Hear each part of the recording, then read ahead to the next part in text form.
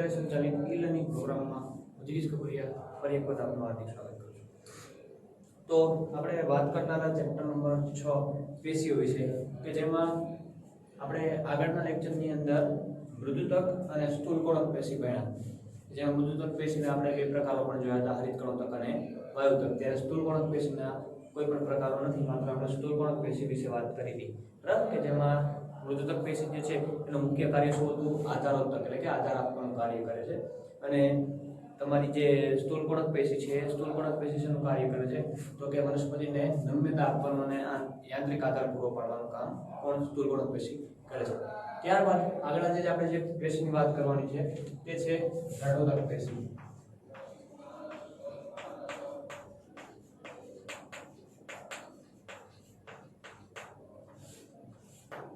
તો સૌપ્રથમ તો વાત કરી કે દ્રઢોદક પેશી જે છે એને કોને કહેશું? તો મૃત કોષો ધરાવતી જે સ્થાયી પેશી છે, તો એ મૃત કોષોની બનેલી સ્થાયી પેશીને આપણે કેવી? દ્રઢોદક પેશી કહીએ છીએ. એટલે કે મૃત કોષો ધરાવતી સ્થાયી પેશીને દ્રઢોદક પેશી કહે છે. ચાલો, તો હવે આનો શું થયો? તો કે આ પેશીના જે કોષો છે કેવા હશે? મોટે ભાગે મૃત, બરાબર? તો હવે આ પેશીનું સ્થાન ક્યાં છે? તો આ પેશી જે છે મુખ્યત્વે પ્રકાંડની અંદર, આ ઉપરાંત કે વાહિપુલની નજીક, પર્ણોની શિરામાં અને ઘણા બધા બીજ અથવા તો ફળ જે છે એની કઠણ છાલની અંદર આ પેશી જોવા મળે છે, બરાબર? તેનું સ્થાન આપણે પહેલા લખી લઈએ.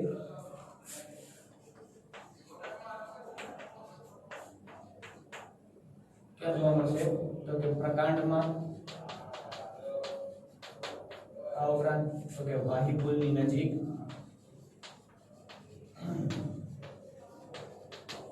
પર્ણોની શિરામાં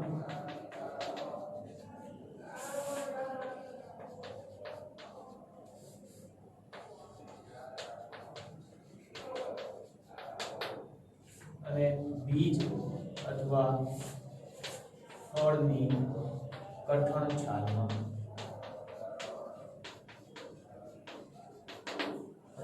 તો આ એનું સ્થાન છે કે જેમાં જો સૌથી પહેલા શરૂઆત કરીએ પ્રકાંડમાં, એટલે કે વનસ્પતિની અંદર આપણે જે પ્રકાંડ જોઈએ છે તો આ પ્રકાંડની અંદર જે છે એ તમારી દ્રઢોદક પેશી રહેલી હશે. આ ઉપરાંત વાહિપુલની નજીક, જો વાહિપુલ જે છે એ શું છે? તો કે તમે જ્યારે આપણે જટિલ સ્થાયી પેશી ભણશો તો ત્યારે જટિલ સ્થાયી પેશીની અંદર જલવાહક પેશી કે જે મુખ્ય 4 પ્રકારના કોષોની બનેલી હોય, બરાબર? કે જે જલવાહિનીકી, જલવાહિની, જલવાહક મૃદુતક અને જલવાહક તંતુઓ. તો આ ચારેય પ્રકારના કોષો ભેગા થઈ અને જે જલવાહક પેશી બનાવે તો ત્યારે ત્યાં એ શું કરે છે? તો કે સાથે સાથે વાહિપુલનું પણ નિર્માણ કરશે. હવે વાહિપુલ શું છે? તો કે પ્રકાંડ જે છે ને વનસ્પતિનું, એ પ્રકાંડના કેન્દ્રની અંદર રહેલી મુખ્ય રચના છે કે જેને તમે વાહિપુલ તરીકે ઓળખશો.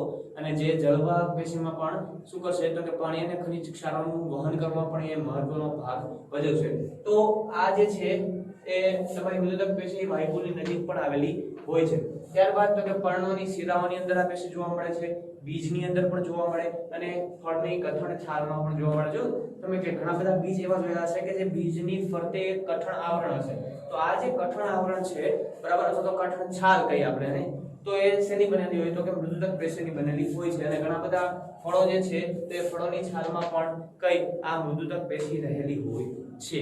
તો આ ઉપરાંત તમે જો એવું આપણે કોઈ ફળ વિશે વાત કરવી હોય કે જેની અંદર મૃદુતક પેશી રહે છે, તેમાં શેનું ઉદાહરણ લઈ શકીએ? તો કે નાળિયેરનું ઉદાહરણ લઈ શકો તમે, કે નાળિયેર જે છે એની છાલમાં દ્રઢોદક પેશી જે છે આ આવેલી હોય છે. તો નાળિયેરની છાલમાં દ્રઢોદક પેશી આવેલી હોય છે. ચલો, તો નાળિયેરની છાલ જે છે જેમાં આપણે દ્રઢોદક પેશીની વાત કરી, તો તમે જ્યારે કોઈ નાળિયેર જુઓ તો આ રીતનું જે તમે નાળિયેર હોય, બરાબર, તો નાળિયેરની ઉપર જે આ રેસાયુક્ત છાલ હોય ને, એકદમ અમુક પાતળા જાડા વિસ્તૃત પ્રકારના આવા રેસા, તો આ જે એની છાલ છે એની અંદર રહેલા જે રેસા છે એ રેસાની અંદર કઈ પેશી હોય છે તો કે દ્રઢોદક પેશી આવેલી હોય છે. હવે કેવા પ્રકારના રેસા હોય એની છાલ કેવા પ્રકારની છે એના વિશે વાત આપણે જ્યારે દ્રઢોદક પેશીના લક્ષણો વિશે કરીએ ત્યારે બરાબર તો ત્યારે આપણે સમજીએ કે કઈ રીતે દ્રઢોદક પેશી જે છે એમાં કામ કરે છે. તો હવે વાત કરીએ દ્રઢોદક પેશીના લક્ષણો વિશે. તો સૌથી પહેલું લક્ષણ શું થશે આપણું તો જે આપણે દ્રઢોદક પેશીના વ્યાખ્યામાં જે વાત કરી તે જેનું શું થશે સૌથી પહેલું લક્ષણ કે શું કીધું આપણે કે આ પેશી જે છે મૃત કોષો ધરાવતી સ્થાયી પેશી છે બરાબર. એના કોષો કેવા હશે મૃત. તો સૌથી પહેલું લક્ષણ દ્રઢોદક પેશીનું શું થશે કે આ પેશીના કોષો કેવા હોય છે તો કે મૃત હોય છે.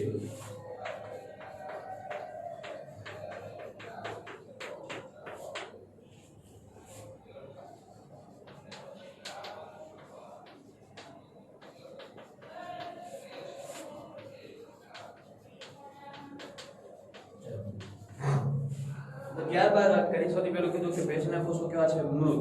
હવે આ ઉપરાંત તો કે એના કોષો લાંબા અને કેવા હશે પાતળા. તમે નાળિયેરની છાલમાં જો તમે એક એક રેસા જો છૂટા પાડો તો લાંબા રેસા હોય અને એ કેવા હોય તો એકદમ પાતળા અને લાંબા રેસા.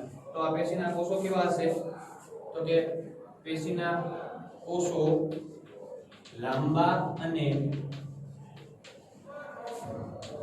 પાતળા હોય છે. કોષો લાંબા છે અને પાતળા. ત્યારબાદ તો કે પેશીના કોષોની જે દીવાલ છે જેને આપણે શું કહેશું કોષ દીવાલ બરાબર. તો પેશીના કોષોની કોષ દીવાલ જે છે શેની તો અહીંયા લિગ્નિનની બનેલી હોય છે. જો અત્યાર સુધી જે તમે કોષ દીવાલ વિશે વાત કરી તો ત્યાં આપણે કોષ દીવાલમાં શેની વાત કરતા હતા કે સેલ્યુલોઝની બનેલી હોય પણ અહીંયા કોષ દીવાલ જે છે એ સેલ્યુલોઝની હોતી નથી. શેની બનેલી હોય છે તો કે લિગ્નિનની બનેલી હોય છે. તો પેશીના કોષોની કોષ દીવાલ લિગ્નિનની બનેલી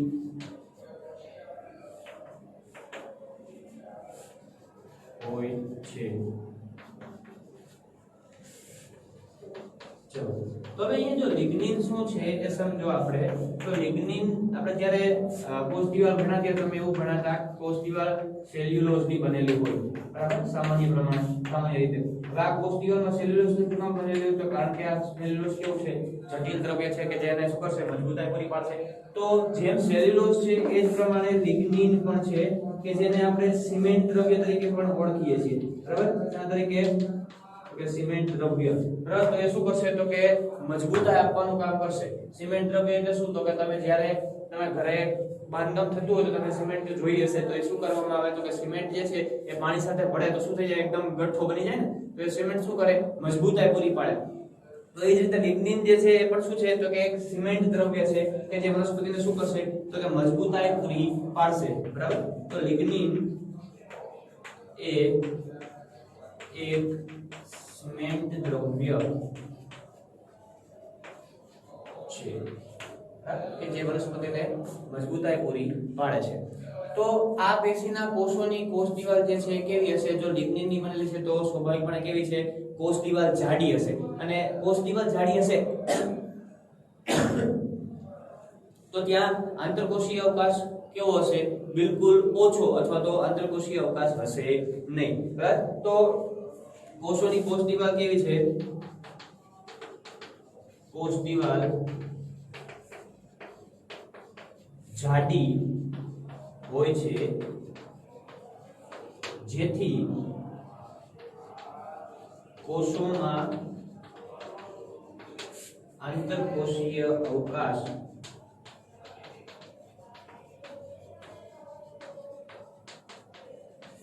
હોતો નથી.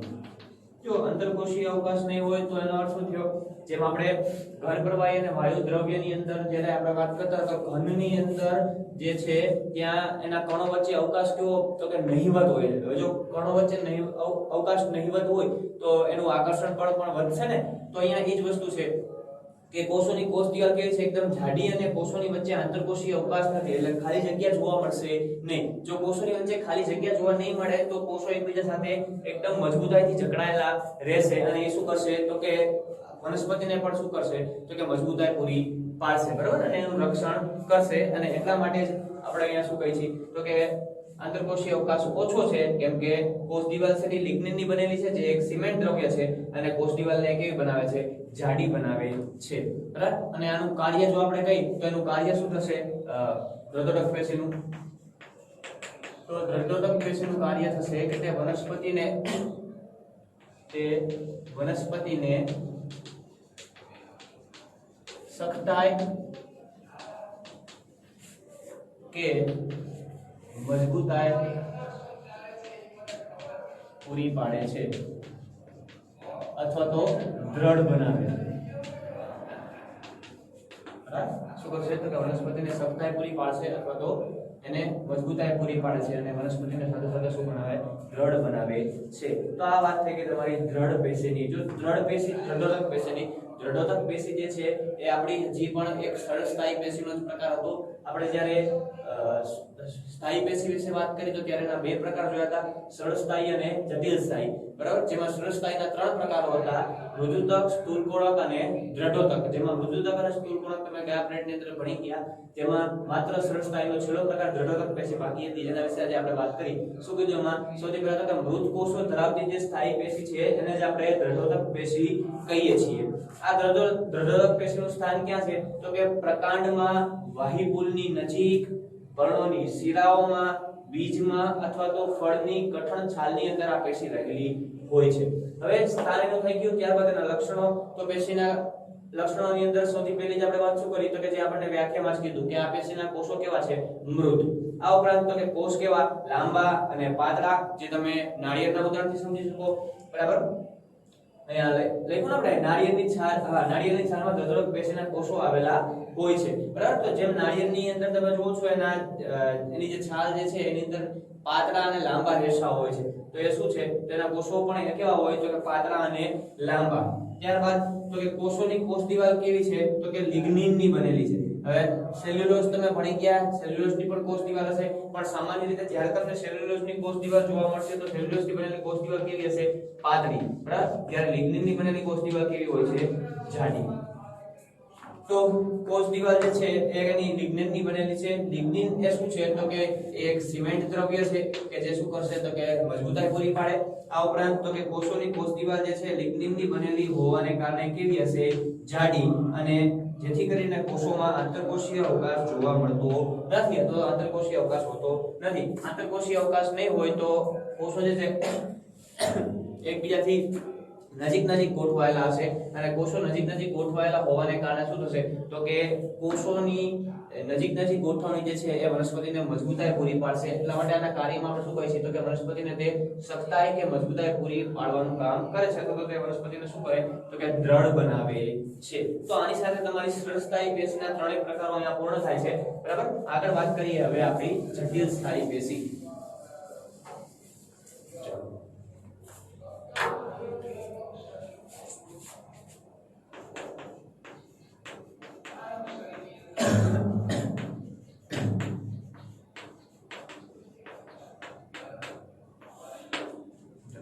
હવે જટિલ સ્થાયી પેશી આપણે શા માટે કહી છીએ? કારણ કે આ જે જટિલ સ્થાયી પેશી છે એ કેવી છે તો કે બે કે તેથી વધુ પ્રકારના કોષોની બનેલી હશે. જ્યારે આપણે સરળ સ્થાયી વિશે વાત કરી હતી તો ત્યારે આપણે એવું કીધું હતું કે તે માત્ર એક જ પ્રકારના કોષોની બનેલી હોય. આ જટિલ સ્થાયી પેશી જે છે બે કે તેથી વધુ કોષોની અથવા તો વધુ પ્રકારના કોષોની બનેલી છે. એટલે કે આમાં કેવા બે અથવા તો તેનાથી વધારે પ્રકારના કોષો જોવા મળશે તમને. એટલા માટે આપણે કેવી પેશી કહીએ છીએ? જટિલ સ્થાયી પેશી કહીએ છીએ. હવે આ જટિલ સ્થાયી પેશીના પણ આપણી પાસે મુખ્ય બે પ્રકાર છે કે જે બે પ્રકારો જલવાહક અને અનુવાહક પેશી હતી. જેમાંની આજે આપણે જલવાહક પેશી વિશે વાત કરીએ.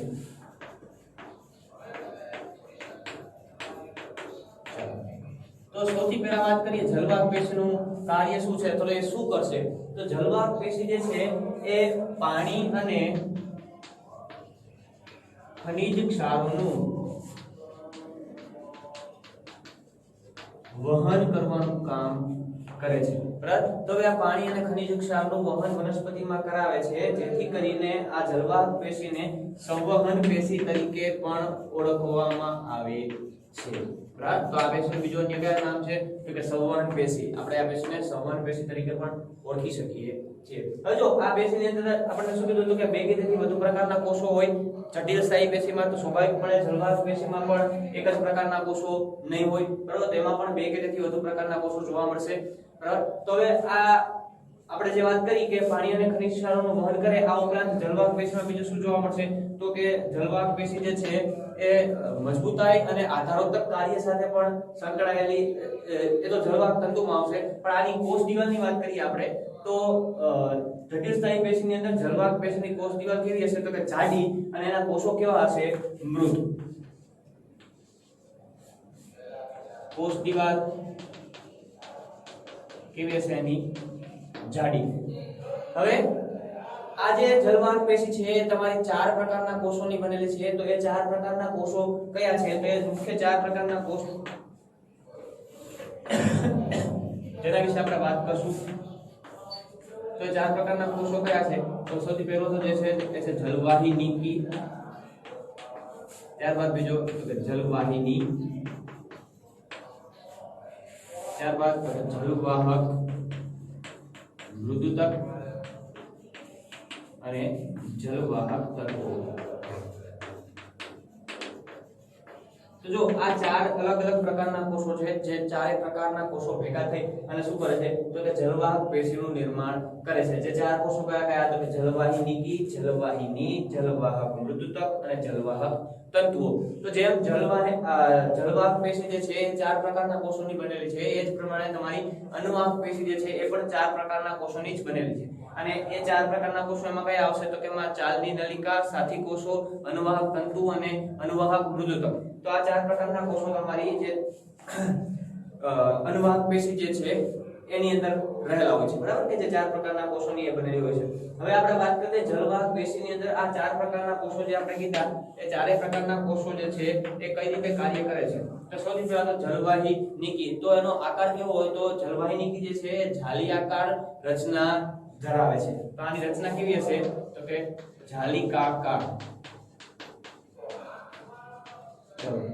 તો જલવાહી નિકી જે છે એની રચના જાલિકાકાર એટલે કેવી તો કે આ પ્રમાણે તમે જાળી આકારની રચના એમાં તમને જોવા મળે.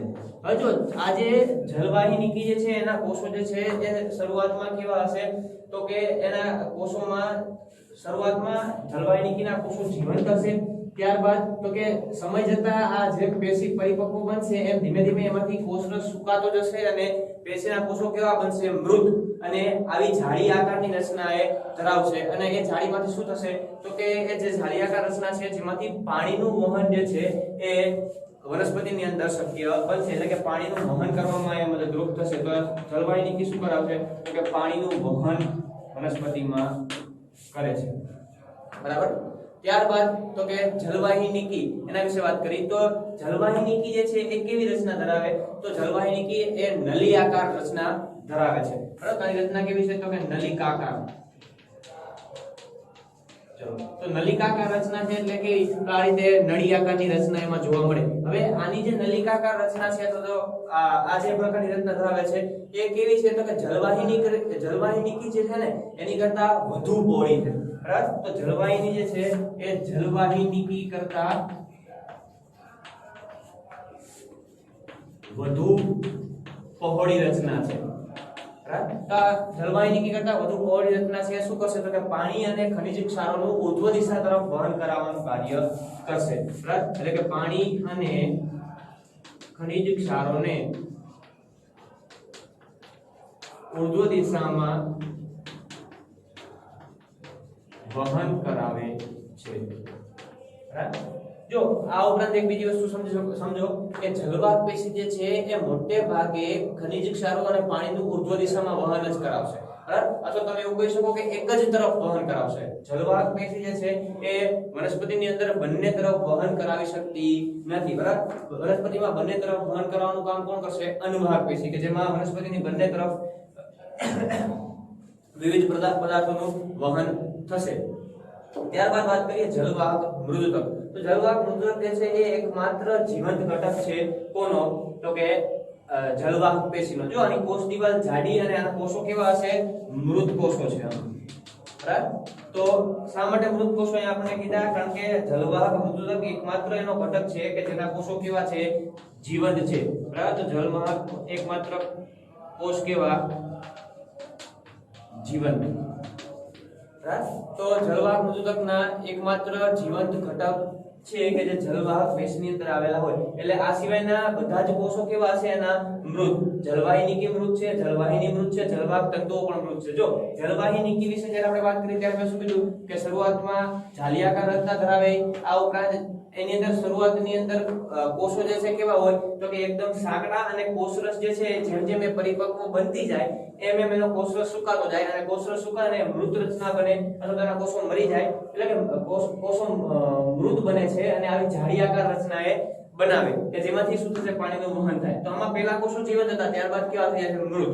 જલવાહિનીના કોષો પણ કેવા હશે તો કે મૃત, કે જે પાણી અને ખનિજ ક્ષારોનું ઉર્ધ્વ દિશામાં વહન કરાવે, બરાબર. અને જલવાહક મૃતક જે છે એના માત્ર કોષો એવા છે કે જે જીવંત ઘટક છે, તો જીવંત કોષો છે. તો જલવાહક મૃતક શું કામ કરશે તો કે ખોરાકનો સંગ્રહ કરવાનું કામ કરશે અને પાર્શ્વ બાજુએ પાણીનું વહન કરાવશે વનસ્પતિમાં, બરાબર. તો આનું કાર્ય શું છે તો કે ખોરાકનો સંગ્રહ, બરાબર. તો ખોરાકનો સંગ્રહ કરવાનું કામ કરશે અને પાર્શ્વ બાજુએ પાણીનું વહન કરાવશે. જો એ જલવાહક મૃદુતક જે છે ને એ એક રીતે જોવા જાવી તો મૃદુતક પેશીનો જ પ્રકાર થયો, એટલે કે એક પ્રકારની મૃદુતક પેશી જ થઈ તમારી, બરાબર. તો મૃદુતક પેશીમાં આપણે વાત કરી હતી કે એમાં તમને રસધાની જોવા મળતી હતી, બરાબર. તો રસધાની જો જોવા મળશે એટલે કે રસધાની આવેલી હશે તો સ્વાભાવિકપણે ખોરાકનું અને અન્ય પ્રકારના ખનિજ દ્રવ્યો કે પાણીનું શું કરશે સંગ્રહ પણ એ કરશે, કારણ કે એમાં રસધાની આવેલી છે. તો જલવાહક મૃદુતકમાં એકમાત્ર કોષો જે છે એ એવા છે જલવાહક પેશીના કે જે કેવા છે જીવંત, અને આ ઉપરાંત તો કે એનું કાર્ય શું છે તો કે પાર્શ્વ બાજુએ પાણીનું વહન કરવાનું કાર્ય કરે છે. ત્યારબાદ વાત કરીએ જલવાહક તંતુઓ. તો જલવાહક તંતુઓ જે છે એ મજબૂતાઈ અને આધારોત્તક કાર્ય સાથે સંકળાયેલા કોષો છે, બરાબર. એટલે કે કામ શું કરશે તો કે વનસ્પતિને મજબૂતાઈ આપવાનું કામ કરશે અને આધારોત્તક કાર્ય કરશે, એટલે કે આધાર આપવાનું કામ, બરાબર. તો આ તમારા જલવાહક તંતુઓ. અને જલવાહક પેશી વિશે આપણે એક હજી વસ્તુ કહી શકીએ છે, મેં હમણાં તમને વાત કરી કે જલવાહક પેશી જે છે એ માત્ર એક જ તરફ પાણી અને ખનિજ ક્ષારોનું વહન કરાવી શકે છે, બરાબર. જ્યારે આપણે કીધું એમ કે તમારી જે અનુવાહક પેશી છે એ બંને તરફ વહન કરાવવા માટે સક્ષમ છે, ત્યારે જલવાહક પેશી જે છે એ માત્ર એક જ દિશામાં અથવા એક જ તરફ વિવિધ દ્રવ્યોનું વહન કરાવવા માટે સક્ષમ હોય છે, બરાબર. તો આ વાત કરી આપણે જલવાહક પેશીની, બરાબર. જેમાં જલવાહક પેશીમાં આપણે શું કીધું સૌથી પહેલા તો જટિલ સ્થાયી પેશીના બે પ્રકાર, જેમાં પહેલો તમારો જલવાહક પેશી, બીજો અનુવાહક પેશી. જલવાહક પેશી શું કરશે તો કે પાણી અને ખનિજ ક્ષારોનું વહન કરશે, જ્યારે અનુવાહક પેશી જે છે એ ખોરાકનું વહન કરશે. જલવાહક પેશી જે છે એ માત્ર એક જ દિશામાં વહન કરાવશે, જ્યારે અનુવાહક પેશી બંને દિશામાં વહન કરાવવા માટે સક્ષમ છે, બરાબર. બંને પેશી જે છે એના કોષો ચાર પ્રકારના કોષોના બનેલા હોય, અથવા પેશી ચાર પ્રકારના કોષોની બનેલી હોય. જેમાં સૌથી પહેલું તો જલવાહક પેશીની અંદર જલવાહિનીકી, જલવાહિની, જલવાહક મૃદુતક અને જલવાહક તંતુઓ, જ્યારે અનુવાહક પેશીની અંદર ચાલની નલિકા, સાથી કોષો, અનુવાહક તંતુઓ અને અનુવાહક મૃદુતક. તો આ ચાર પ્રકારના કોષો અનુવાહક પેશીના આવે છે. ત્યારબાદ આમાં વાત કરીએ જલવાહક પેશીની અંદર તો કીધું એમ કે પાણી અને ખનિજ ક્ષારોનું વહન કરાવે છે, બરાબર. એટલા માટે વહનના કાર્ય સાથે સંકળાયેલી પેશી છે એટલે એને આપણે સંવહન પેશી તરીકે પણ ઓળખીએ છીએ, બરાબર. ત્યારબાદ તો કે કોષ દીવાલ કેવી છે એની જાડી અને એના કોષો મૃત છે. તો જલવાહક પેશીની અંદર મુખ્ય ચાર કોષોમાંથી ત્રણ પ્રકારના કોષો એવા છે કે જે કોષો મૃત છે, માત્ર જલવાહક મૃદુતકના કોષો જ કેવા છે જીવંત. જલવાહિનીકી માટે શું કીધું આપણે તો કે જાલિયાકાર રચના છે. આ શરૂઆતમાં કેવા કોષો જીવંત હોય છે, ધીમે ધીમે સમય જતા પરિપક્વ બને એમ એના કોષો જે છે એ કોષરસ સુકાતો જાય અને કોષો જે છે મૃત બને છે, બરાબર. અને પાણીનું વહન કરાવવાનું કાર્ય કરે છે. ત્યારબાદ જલવાહિની તો એ નલિયાકાર રચના છે, અને જલવાહિનીકી કરતા કેવી તો કે વધુ પહોળી રચના છે, અને પાણી અને ખનિજ ક્ષારોનું ઉર્ધ્વ દિશા તરફ વહન કરાવવાનું કાર્ય જલવાહિની કરે છે. ત્યારબાદ જલવાહક મૃદુતક, તો એના એકમાત્ર કોષો જીવંત અને રસધાની આવેલી હોય એમાં, એટલે ખોરાકનો સંગ્રહ પણ કરશે. અને જલવાહક તંતુઓ તો એ મજબૂતાઈ અને આધારત્મક કાર્ય સાથે સંકળાયેલા છે, એટલે કે વનસ્પતિને મજબૂતાઈ અને આધાર આપવાનું કામ કોણ કરશે તો કે જલવાહક તંતુઓ કરશે. તો જલવાહક તંતુ, જલવાહિની અને જલવાહિનીકી ત્રણેય કોષો કેવા મૃત, અને માત્ર જળવાહક મૃદુતક એકમાત્ર કોષો એવા છે કે જે જીવંત છે. તો આટલી વસ્તુની આપણે વાત જળવાહક પેશીની અંદર કરવાની હતી. ત્યારબાદ અનુવાહક પેશી વિશે ચર્ચા આપણે આપણા આવતા લેક્ચરની અંદર કરશું. અનુવાહક પેશી વિશે આજે ચર્ચા કરતા નથી. હવે વનસ્પતિ પેશીની અંદર તમારી માત્ર એક જ પેશી બાકી રહી કે જે છે અનુવાહક પેશી. તો એ અનુવાહક પેશી વિશે આપણે આવતા પિરિયડની અંદર ચર્ચા કરશું. આજે જે આપણે દ્રદોરક અને જળવાહક પેશી વિશે ચર્ચા કરી, તો આશા છે કે તમને આ બંને પેશી વિશે સમજાઈ ગયું હશે. જો આમાં કોઈ તમને ક્વેરી હોય, કોઈ ડિફિકલ્ટી હોય તો તમે જ્યારે પણ સ્કૂલે આવો ત્યારે પૂછી શકો છો. અને તમને આ ચેપ્ટરની અંદર જો કોઈ પણ તકલીફ પડતી હોય તો તમારે ક્યારેક તમારા વાલી સાથે શાળાએ આવી અને શાળાની મુલાકાત લઈને ત્યાં સમજવું હોય તો ત્યાં પણ તમે સમજી શકો છો. બરાબર. આપણે જે સ્કૂલનો સમય છે એ સમય દરમિયાન તમે મળી અને કોઈ પણ વિષયવાર તમે તમારી ડિફિકલ્ટી જે છે એ સોલ્વ કરી શકો છો. તો આ બે પેશી વિશે આજે આપણે વાત કરી છે. આગળની જે અનુવાહક પેશી છે એના વિશે આવતા પિરિયડની અંદર ચર્ચા કરશું. અને આ બંને પેશી જે છે અહીંયા લખેલી છે, તો તમે જો ઈચ્છતા હોય તો તમે બોર્ડ ઉપરથી પણ લખી શકો છો. આ ઉપરાંત જો એવી ઈચ્છા નથી ને તમારે જો વ્યવસ્થિત જ મટીરીયલ જોઈએ છે તો પીડીએફ ના માધ્યમથી આપણે મટીરીયલ આપણા સત્રની શરૂઆત થઈ ત્યારથી 9મા ધોરણથી મોકલતા જ આવી છે. તમને ચેપ્ટર નંબર 6 ની પીડીએફ મળી જશે. 5 અને 6 ની બંનેની બાકી છે. ચેપ્ટર નંબર 12 અને ચેપ્ટર નંબર 7 આ બંનેની પીડીએફ તમને ઓલરેડી મળી ગઈ છે, એટલે કે પહોંચી ગઈ છે. ચેપ્ટર નંબર 7 હજી આપણે ચલાવવાનું બાકી છે, પણ તેમ છતાં આપણે એને અગાઉથી પીડીએફ મોકલી દીધી છે. તો આ બંને ચેપ્ટરની પણ પીડીએફ તમને ટૂંક સમયમાં મળી જશે. બરાબર. તો આશા રાખું કે તમને આજે જે આપણે ભણ્યા સમજાયું હશે. જય હિન્દ.